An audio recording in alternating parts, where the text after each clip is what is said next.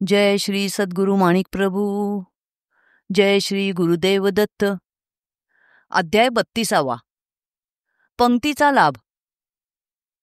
एक विद्वान शास्त्री प्रभू दर्शनासाठी प्रभू दरबारी आले.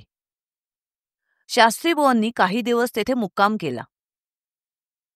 दरबारच्या शिरस्त्याप्रमाणे त्यांच्या राहण्याची व भंडारखान्यात पोटापाण्याची सोय झाली. शास्त्री बुवा रोज प्रभू दरबारात उपस्थित राहत असत. त्यांना प्रभूंशी संभाषण करण्याची संधीही मिळत असे. आपली कला सादर करण्यासाठी आलेल्या गुणीजनांचा दरबारात योग्यतेप्रमाणे सत्कार होत असे. तसेच रोज हजारो सामान्यजन प्रभू दर्शनासाठी येत असत. त्यांच्या राहण्याची व उत्तम जेवणाची सोय होत असे. असा प्रभू दरबाराचा थाट आणि नित्यश्री नित्यमंगल देखावा पाहून शास्त्री बुवा दंग झाले. ज्यांच्या प्रभावाने हे सर्व यथासांग चालले होते त्या प्रभूंविषयी त्यांच्या मनात आदरभाव निर्माण झाला. शास्त्री बुवांना वाटले की जेथे सामान्य माणसांना रोज उत्तम जेवण वाढले जाते तेथे प्रभूंच्या जेवणाचा किती थाट असेल. प्रभूंचे रोजचे जेवण तर राजेशाही थाटाचेच असेल. शास्त्री बुवांच्या मनात राजेशाही थाटाचे जेवण जेवण्याची लालसा निर्माण झाली. एक दिवस त्यांनी प्रभूंना विनंती केली की महाराज, माझी आपल्याकडे प्रार्थना आहे की मला एकदा तरी आपल्या पंक्तीचा लाभ व्हावा आणि पंक्तीचा प्रसाद मिळावा. त्यावर प्रभू म्हणाले, शास्त्री बुवा, आम्ही फकीर लोक, आमची कसली पंगत. आमची पंगत तुम्हाला मानवेल की नाही कोणास ठाऊक. पण शास्त्री बुवांनी हट्टच धरला. मग प्रभू त्यांना म्हणाले, तुमची इच्छा असल्यास मी तुम्हाला पंक्तीला बोलावून घेईन. काही दिवसांनी प्रभूंनी शास्त्री बुवांना कळवले की उद्या माझ्याबरोबर पंक्तीला या, मी तुम्हाला बोलावणे पाठवीन. दुसऱ्या दिवशी प्रभूंच्या बोलावण्याची वाट बघत शास्त्री बुवा दिवसभर तिष्ठत बसले.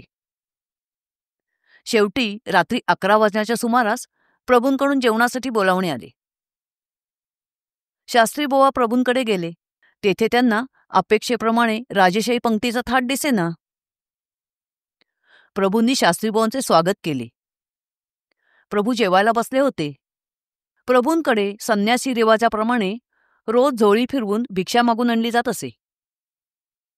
प्रभू व त्यांचे निकटवर्तीय शिष्य रोज तेच अन्न ग्रहण करत.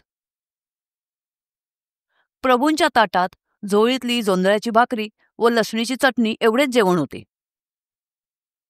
प्रभूंनी आपल्या शिष्यांना आज्ञा केली की आज शास्त्री बुवाई माझ्याबरोबर जेवणार आहेत. त्यांना ही झोळीची भाकर व चटणी वाढा. चटणी व भाकरीचे ते जेवण पाहून शास्त्री बुवांचा अपेक्षाभंग झाला. मग दोघांनी जेवायला सुरुवात केली. प्रभू चटणी व भाकरी आनंदाने खात होते. इकडे शास्त्री बुवांच्या नाकाडोळ्यातून नद्या व्हायला लागल्या. अशा प्रकारच्या पंक्तीची कधी वेळच आली नसल्याने त्यांना चतकोर भाकरही खावेना. प्रभू त्यांना म्हणाले, शास्त्री महाराज, हा दत्ताच्या झोळीचा महाप्रसाद महत्भाग्याशिवाय लाभत नाही, पण तुम्हाला ते मानवले नाही असे दिसते आहे. शास्त्री बुवा खजील झाले. राजेशाही थाटाचा व पंचपक्वान्नांचा लोभ धरल्याचे कबूल करून त्यांनी प्रभूंची क्षमा मागितली. प्रभूंचा रोजचा संन्याशी आहार बघून शास्त्री बुवांच्या मनातला प्रभूंबद्दलचा आदर वाढला. रोज सामान्य जनतेला विविध पदार्थांचे जेवण पुरवणारे प्रभू स्वतः फक्त झोळीतून येणारी भाकरी आणि लसणीची चटणी असे अगदी साधे जेवण घेत असत. तसेच त्यांच्या जेवणाला व झोपण्याला नियमितता नसे. कधी कधी 2-2 दिवस ते जेवतही नसत. कधी कधी 6-7 दिवस झोपून राहत तर कधी कधी 6-7 दिवस अजिबात झोपत नसत. गर्वाचे घर खाली. एक दिवस 10-12 पैलवानांची एक अजिंक्य टोळी प्रभूंकडे आली. ही टोळी अनेक राजदरबारांमध्ये आपली कला दाखवून आली होती. आजपर्यंत त्यांना हरवणारा पैलवान त्यांना कुठेही भेटला नव्हता. त्यामुळे प्रत्येक दरबारातून त्यांनी जयपत्र लिहून आणले होते. पैलवानांच्या म्होरक्याने एका पायात सोन्याचा तोडा आणि दुसऱ्या पायात गवताचा तोडा असे पैलवानी ब्रीद बांधले होते. नृसिंहतात्यांनी पैलवानांच्या रोजच्या खुराकासाठी 10 रुपये ठरवून दिले. मग ती टोळी संगमावर राहू लागली. प्रभूंचे दर्शन घेऊन पैलवानांनी दरबारात अर्ज केला की आम्हाला कुस्तीत हरवून दाखवा, नाहीतर आम्ही अजिंक्य असल्याचे जयपत्र लिहून द्या. नंतर प्रभूंमागे त्यांनी तसा तगादाच लावला. प्रभूंनी त्यांना समजावून बघितले की आमचा दरबार हा गुरुभजन करणारा फकीरी दरबार आहे. इथे राजदरबारासारखे पैलवाने नाहीत आणि कुस्त्यांच्या स्पर्धाही होत नाहीत. त्यामुळे आम्ही दिलेले जयपत्र तुमच्या काही कामाचे नाहीत. पण पैलवान आपला हे का सोडेनात. ते प्रभूंना म्हणाले, हा फकीरांचा दरबार आहे, तर राजाधिराज महाराज अशी ब्रिदावली पुकारून हजारो लोकांना नादी कशाला लावता. आता एकतर राजा या अधिकाराने आम्हाला अजिंक्यपत्र तरी द्यावे, किंवा मी फकीर आहे, मी अजिंक्यपत्र देऊ शकत नाही असे लिहून तरी द्यावे. त्याशिवाय आम्ही इथून जाणार नाही. त्यानंतर बरेच दिवस पैलवानांची टोळी संगमावर राहत होती. एका संध्याकाळी प्रभू फिरत फिरत संगमावर गेले. तेवढ्यात 5-6 डोंबाऱ्यांचा ताफा तेथे आला. त्यांनी प्रभूंकडे कसरतीची कला सादर करण्याची परवानगी मागितली. तेव्हा प्रभू हसत म्हणाले, हे पैलवान कुस्तीसाठी प्रतिस्पर्धी शोधत आहेत. आधी त्यांच्याशी कुस्ती खेळून त्यांना हरवा, मग आम्ही तुमची कसरत पाहू. प्रभूंची ही विलक्षण आज्ञा ऐकून डोंबारी घाबरले. एक डोंबारी गयावया करून प्रभूंना म्हणाला, महाराज असे कसे होईल? कसरतीचे काम निराळे आणि कुस्तीचे काम निराळे. या पैलवानांना आम्ही कसे हरवू शकू? त्यावर प्रभू म्हणाले, निराळे कुठे आहे? दोन्हीही शरीराच्या करामतीच तर आहेत. तसेही तुम्हा दोघांनाही आपल्या कौशल्याचेच प्रदर्शन करायचे आहे ना, मग दोघे इथे एकदमच करा. तो डोंबारी भाविक होता.